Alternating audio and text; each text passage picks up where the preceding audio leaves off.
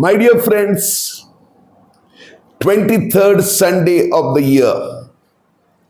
Today, I would like to speak to you on a topic that may look a little difficult.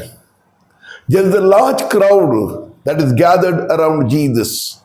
They are overwhelmed by his miracles, by his very presence. They want to make him a great leader. And then what he says really makes them wonder what he's talking. He says, if you want to be my disciple, then hate your father, hate your mother, your brothers and your sisters, and even your wife and children, and follow me. Now, these are very harsh words. Should we really hate our father and mother, our brothers and sisters, even our children?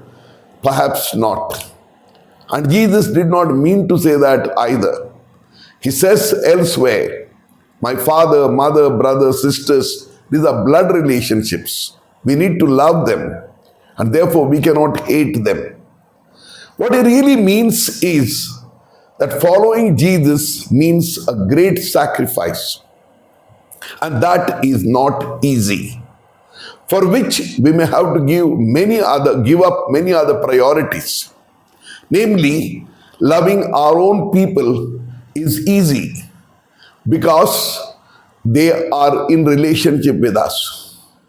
But to give them up and follow something else, that we must know the value of it. Dear friends, someone rightly said, there is no such a thing as low-cost Christianity. Today there are many things which are available, which we say very low cost. So people go for it. And often it so happens that people want to find Christianity easy because some miracle may take place. It may also be good to know because Jesus speaks wonderfully well. Or anything else, or maybe I want to belong to a large community. But then, if we go through life of Jesus, it was not that. If it was only miracles, if it was only getting with the people according to what they want, they would not have killed him. But he was going for the basic values of human beings, the basic values of love, the basic value of service, and even to the extent of dying for other people so that he may give new life to them. And that is exactly what he is demanding. He said elsewhere, if you lose your life, you will gain it. And if you gain your life, you will lose it. What he meant is life is deeper than what it appears outwardly. Dear friends, we have the example of great saints. We have the example of Francis of Assisi. He was a wayward boy, enjoying life, and his father had great hope in him. That is why he called him Francis, because he had a great vyapar, a transition with France. And he expected a lot from him. And we know what happened. When he followed Jesus, he was against what his father wanted him to be. His father takes him to the bishop, but there he says, I have decided to follow Jesus Christ and his values. And therefore, his father says, give up everything. Yes, I don't want anything. Even his own clothes he gives up. He stands naked. And then today, if he was his father's son, he wouldn't have been as famous as he is today. Because today he has truly shown what really Christianity means. The same thing is applicable to others too. What does St. Paul tells us? He says, I was a great man, well educated, and I knew everything. But everything I have given up for the sake of Jesus Christ. Everything.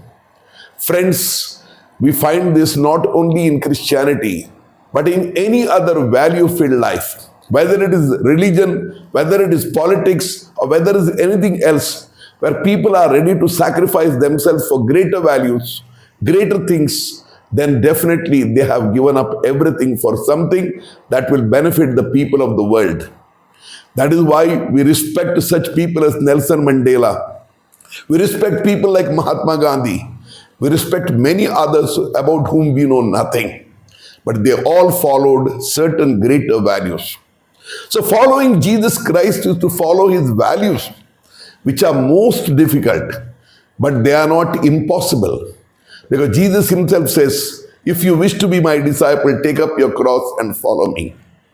When you go to Rome, you have the cathedral of built in honor of Saint Peter, the largest cathedral in the world, the Saint Peter's Basilica. But what are we really looking at that? He is the man who was killed, murdered over there. Same way Saint Paul too. प्यारे भाई और बहनों, आज प्रभु हमें बुलावा देता है उनका अनुसरण करने के लिए।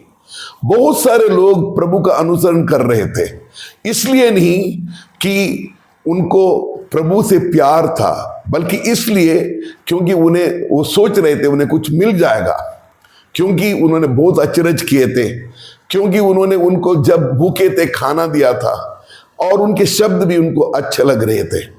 लेकिन जब उन्होंने कहा तुम मर मिटने के लिए तैयार हो, मेरे उसूलों पर, मेरे वैल्यूज पर चलने के लिए तैयार हो, तो बहुत सारे लोग चले गए, उनका अनुसरण करना नहीं चाहते थे। इसीलिए शिष्य बनना, डिसाइपल बनना इतना आसान नहीं है।